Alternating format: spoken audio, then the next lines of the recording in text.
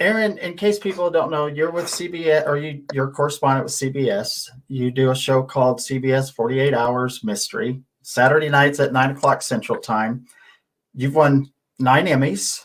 I mean, like winning one is pretty good, but like it's nine, right? Do you keep track? Yeah, well, if it's 10 if you include one that I was included for CBS Sunday Morning.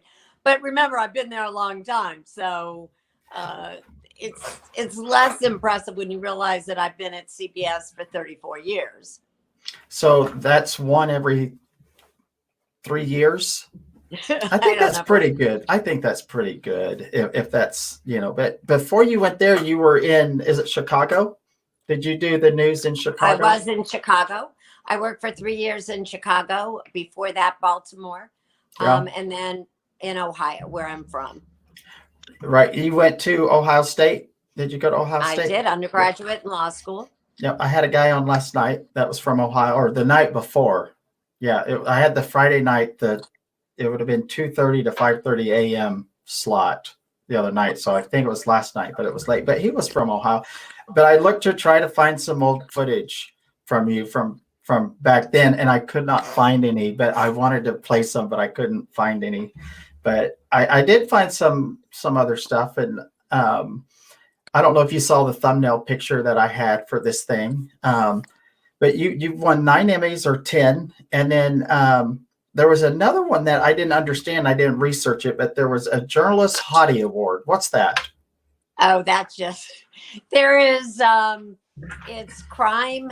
I think it's called Crime Uncensored. It's a radio show and it's done by Burl Bear, and he just named me the whatever it is, the crime reporter hottie or whatever it was. Right.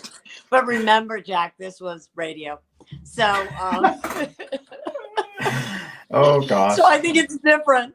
But no, Burl and I go way back because he writes a lot of true crime books, and he's interested the way so many people are in America in these true crime stories.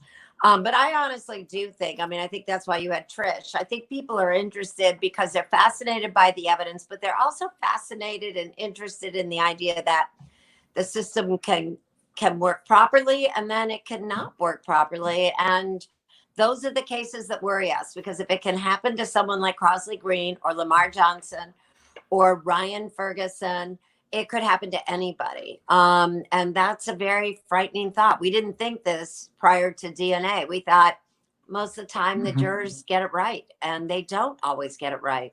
Right. And one thing that I'm going to put something up here real quick. And I don't know what year this picture was here, but there's you, and that's Crosley Green, right? Yeah, that's Crosley. And that would have been not this time I interviewed him, but in 2015. Okay. This was the third time I've interviewed him. I interviewed him in 1999. You know, you should realize, just for people to understand what the case was. So it's a case of a young man who was found shot, not dead, but shot in a citrus grove. And his girlfriend, his ex-girlfriend, had called it in. And she said that they had been kidnapped and hijacked by a black man.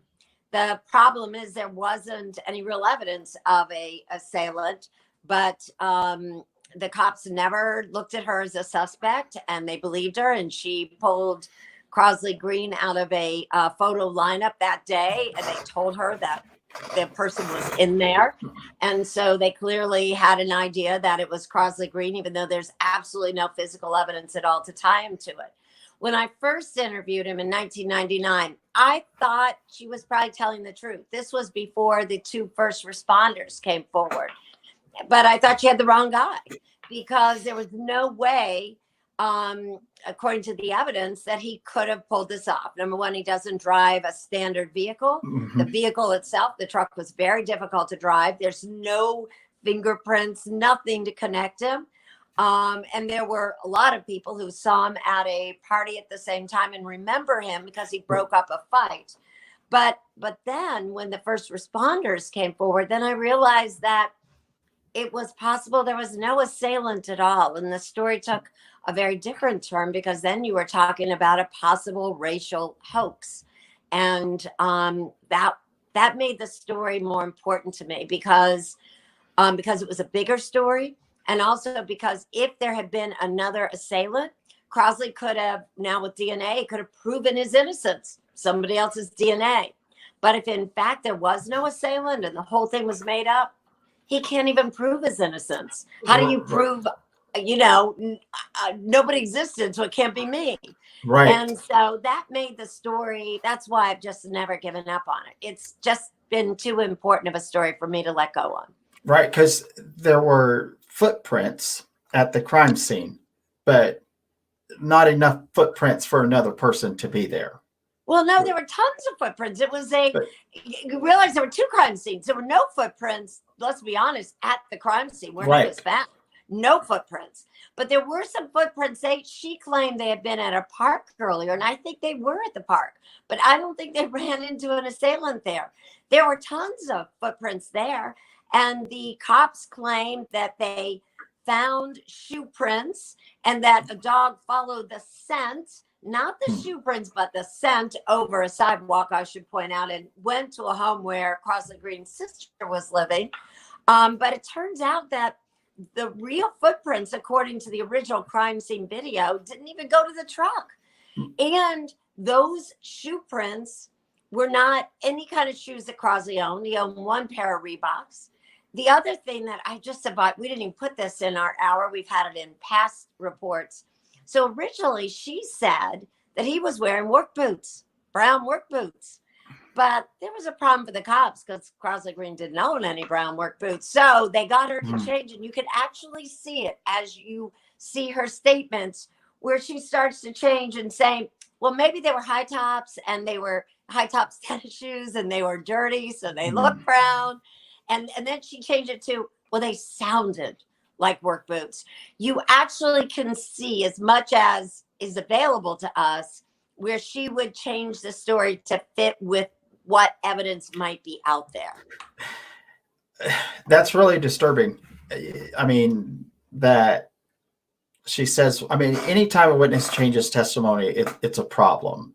But then when they have to make it fit the story that law enforcement is trying to come up with, that's a big problem. And so you've been following this case for over 20 years.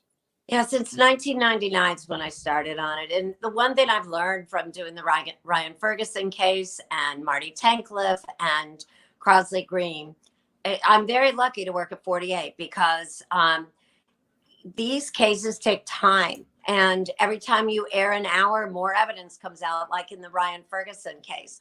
And in the Ryan Ferguson case, that's when Kathleen Zellner first heard about the case. And thank God, Ryan Ferguson would not be out today without Kathleen Zellner. So you have to stick on these stories. You have to stay. You have to try to develop new evidence. And as I just showed you in the Crosley Green, the theory behind the case changed once we knew that those two first responders existed and had told the DA from the beginning that they felt the girl had done it. So you have to stay with them, but very few. You won't get that local reporting. They usually don't stay with cases. And it's rare to see network follow a case year after year after year. And 48 Hours has been kind enough to let me do these cases because they make a difference. Right. And it really is amazing that there is a network that will follow a case year after year after year, because it costs a lot of money to follow a case like that. Definitely. I mean, it's expensive to do it. So you really got to applaud CBS for allowing you to do that. Now, with talking about law enforcement, and their theories and stuff, I know you probably watched the Brendan Dassey interrogation at some point. Yeah, the Brendan Dassey interrogation. Well, I don't know how I feel about Stephen Avery because I have not thrown myself into that case as much as like you have, Jack. But the Brendan Dassey case is pretty classic, like the Melissa Kaluzinski confession. I hope you see the little quote. Yes, right. Yes. Yes, the air quotes. Because these are people who have certain kind of disabilities. Mm-hmm. In the Melissa Kaluzinski case, she really had a verbal disability, one that I had difficulty even as a reporter. She did not understand all my questions. I didn't understand all her answers. Mm. And so imagine a person like that who's getting pressured by cops using the Reed technique, good Right. guy, bad guy, trying to lessen, oh, just tell us and then you can go home. They always say that. And you and I think a lot of people listening would say, well, this wouldn't happen to me. I'd never confess. But there's a certain group, whether they're young, whether they have some kind of disabilities, whether they have, I know it happened to a guy by the name of Tom Sawyer, where he had been an alcoholic, and they said, oh, you must have had a blackout. You must have done it. It's your blood. He believed them and he confessed. And thank God he had a good judge who listened to the entire interrogation and said, wait a minute, they didn't have your blood. They didn't have any evidence, and let him go. But otherwise, this Tom Sawyer, because he believed that he had blackouts, maybe he did it. He lived next door to the murder victim. Those are the kinds of people who can be coerced, and they look very convincing. Brendan Dassey's interview, I never did think looked very convincing, but when there's a confession, and Jack, you know this, it's really hard. It is so hard to overturn a conviction like that. When there's a confession, Melissa Kaluzinski, there's been so much new evidence, and she's still sitting in prison because she quote unquote confessed. Right. And you have adults with, who are smart that confess. But when you're talking about like Trisha's, one of the cases she's working on with Michael, he was 14 years old. Brendan was 16, but, he did have some challenges. But, this is a technique they use on adults, on everyday people who are smart enough to know, but it still works on them. So, yeah, when you have a child, Brendan Dassey was a child. It's pretty scary that, that could happen. I feel guilty. I say this all the time. I feel guilty about saying this, but nobody should ever talk to the police, ever. You think I'm innocent, and so I need to talk to them. You do not. You should not, ever.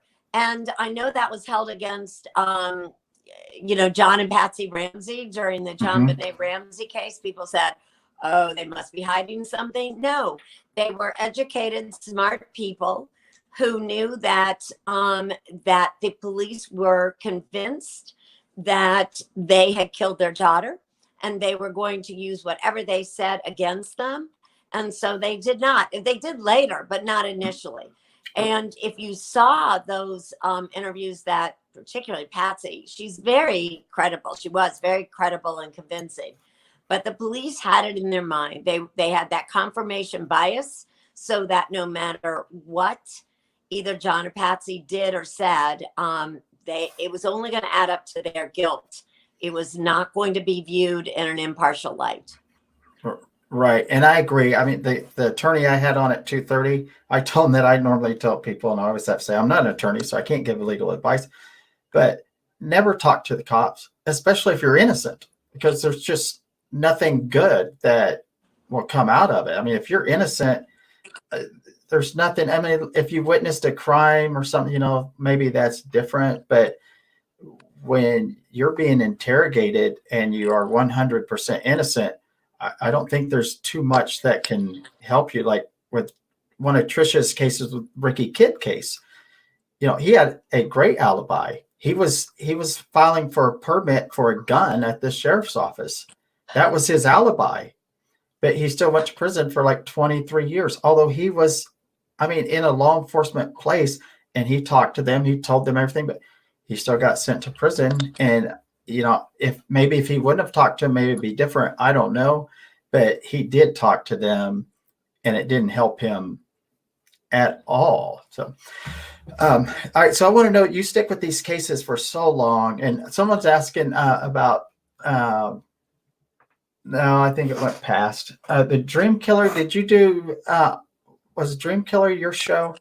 Oh, absolutely. We started on, no one else had to tell us, because Okay. we actually covered the trial. we started on the story before Ryan was convicted, and the reason why we stayed on the Ryan Ferguson case was because I never thought he would get convicted.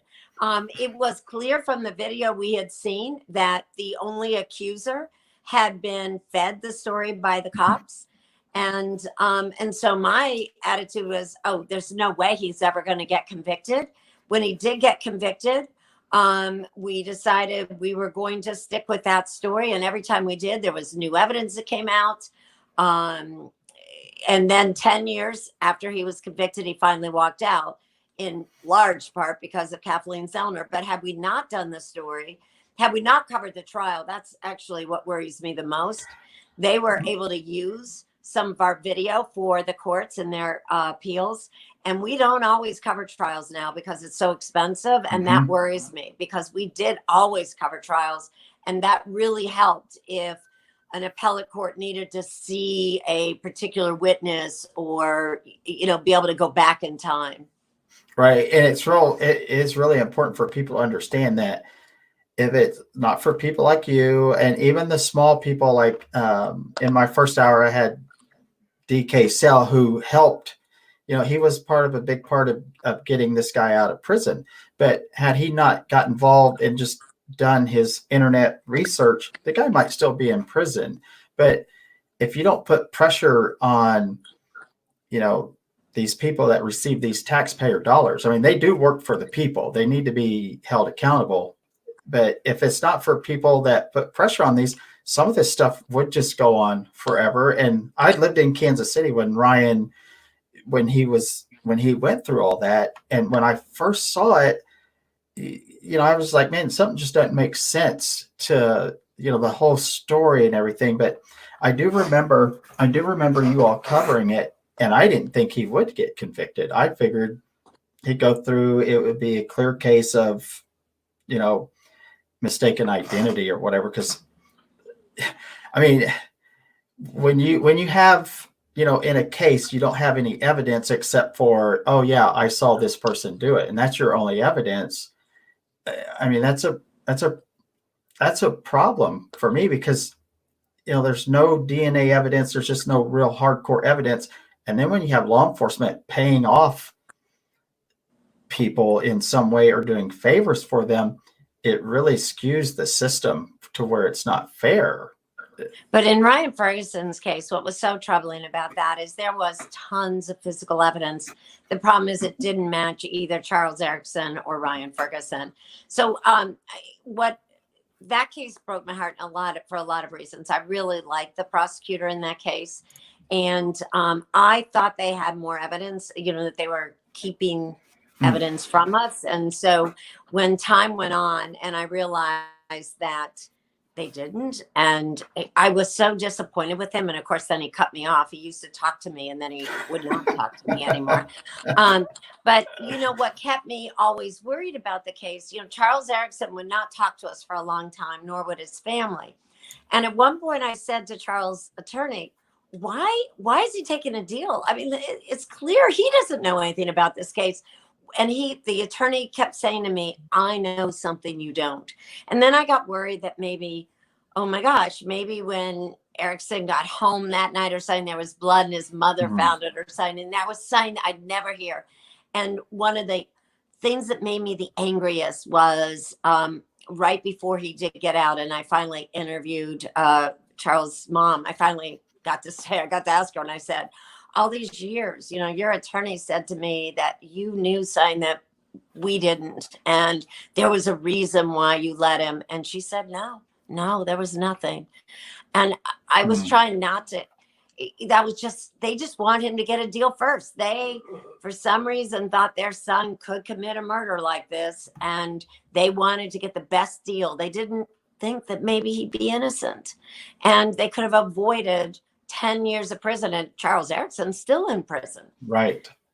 Right. It's a sad thing, but he's got a lot of issues. He's got a lot of problems. Right. Now, someone asked what your relationship is with Kathleen Zellner. I mean, we've seen your shows. We've seen Kathleen on your shows. I mean, you guys talk, right? You guys. Yeah, we do, but only about cases. Kathleen is, work. And I'm not working on her Stephen Avery case, and that's the Mhm. case that's one that really matters to her. So I do talk to her on the Melissa Mhm. Kaluzinski. And so, yes, sometimes I talk to her a lot more than other times, but you can't help but admire her. She's probably one of the most important private attorneys out there today. The amount of money that she's gotten for wrongfully convicted, the um, people that she has helped and cleared their names. Mhm. She's like Trish in this sense that they are 150% into it. And Kathleen's one of my heroes because she Mine too. works so hard. Right. Yeah. I mean, she is an absolute amazing woman. I mean, you can just read and read. And she grew up just like 20 miles from where I live. She grew up in a small town in Oklahoma when she was little. So, yeah, but I admire her for the work that she's done with so many people.